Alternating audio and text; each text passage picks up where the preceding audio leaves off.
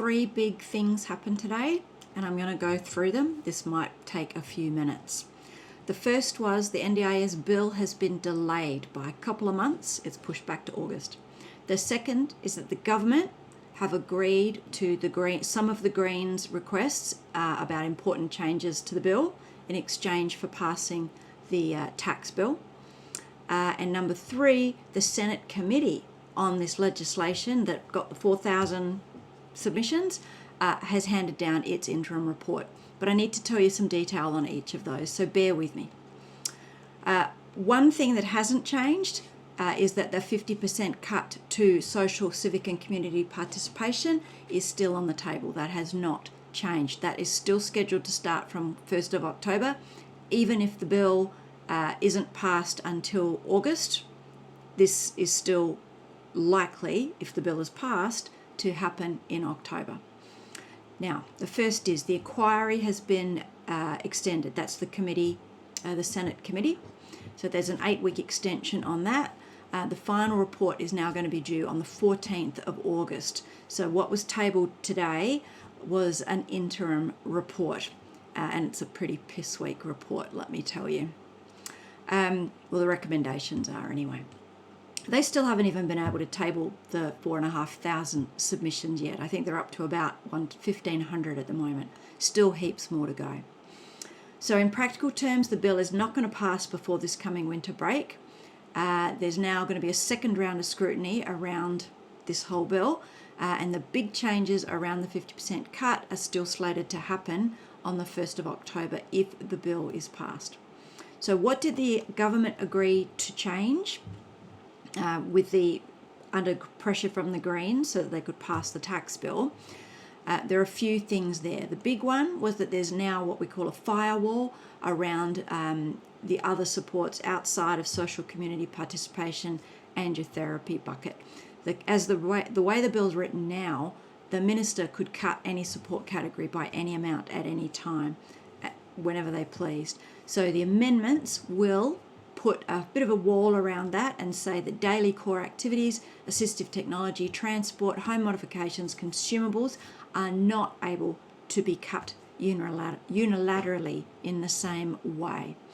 It is now going to be theoretically limited to social, community and civic participation and your therapy bucket.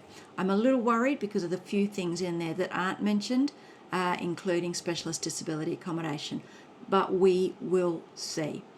So they've also made sure and said that they won't be able to touch or cut the supports that you need for your everyday health needs, getting to medical appointments and getting to and staying in work. Right, I know many of us use social and community participation for those things. I have no idea how they're actually going to quarantine the funds or figure this out.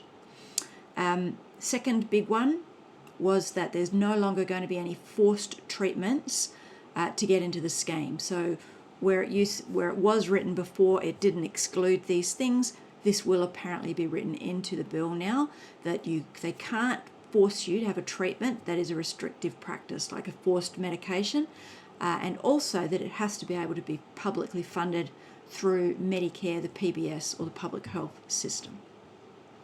There's also slated to be now, with the Greens push, more transparency on the automated decisions. So the frameworks behind those automated judgment-based decisions have to be made public before they're used.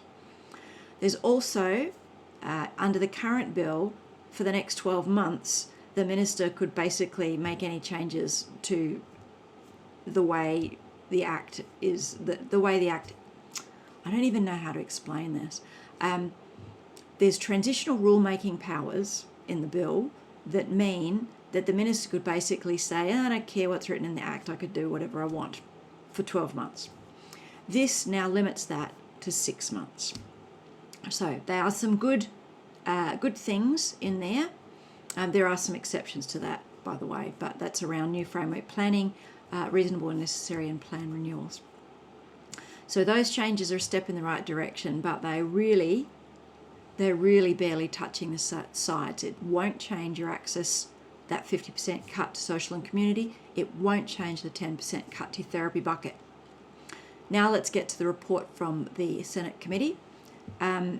It was split 4 ways, but the core recommendation, the chair is a Labor member, that's Senator Karen Grogan.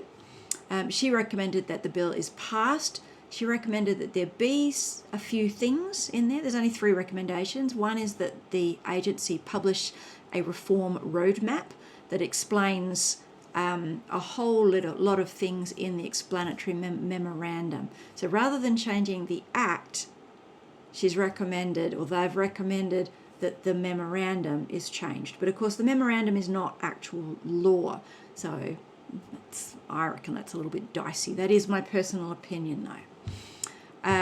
They also recommended things around employment budgets and help to get to medical appointments, etc. is quarantined, which has happened anyway through the Greens push as well.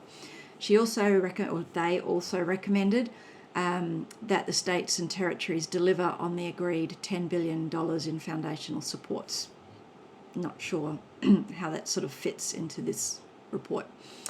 All right, now the Greens put in what we call a dissenting report, and they recommended that the bill is withdrawn and that no one be removed from the scheme until foundational supports are actually built, funded and proven. The independent senator, David Pocock, said that the bill should not proceed in its current form. He called for the inquiry to be extended, for social community participation cuts to be removed or at least made individual, reviewable, safety tested, and also for a gender impact assessment, which was not done on this bill. The coalition did not formally oppose the bill, but they were pretty critical.